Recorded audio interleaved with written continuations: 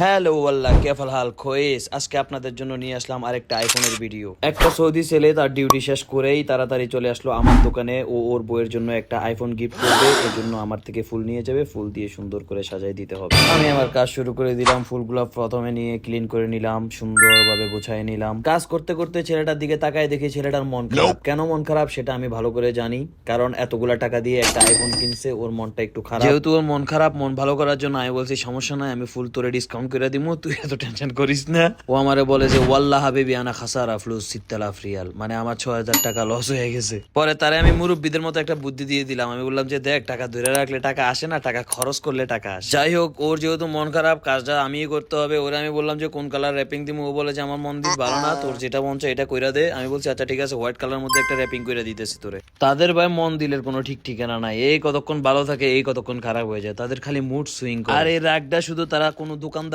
যে কোনো দোকানে যাবে, ধরেন কোনো বাকালায় গেল, কোনো ফুলের দোকানে গেল, বা কোনো একটা জায়গায় গেল, তারা ওদের উপরে রাগটা ঝাড়ে, কিন্তু বইয়ের উপরে পারে না। মানে মুরব্বী বাইরে যতই রাগারাগি করুক, ঘরের মধ্যে এলে শান্ত সৃষ্টি হয়ে যায়। আর যাই হোক, করে নিয়ে অনেক কথা বলে ফেললাম। এই ছিল আজকের মতো ভিডিও। পরে আমি এটা র্যাপিং করা শেষ করে আমি আইফোনটা মাঝখান দিয়ে বসাই দিলাম, যাতে এটা না নড়াচড়া করে। এই এরকম করে বসাই দিলাম। যারা যারা এখনো আমার পেজটা এখনো ফলো করেন নাই, অবশ্যই ফলো করে দিবেন, লাইক কমেন্ট শেয়ার করে দিবেন। অবশ্যই আপনাদের সাপোর্টটা অনেক বেশি প্রয়োজন, কারণ আপনারা সাপোর্ট করলে আমি অনেক দূর এগিয়ে যেতে পারবো। আপনাদের সাপোর্টটাই আসলে বড় প্রয়োজন। আপনারা যদি সাপোর্ট করেন, আরো সুন্দর সুন্দর ভিডিও আপনাদের জন্য উপহার দিতে পারবো।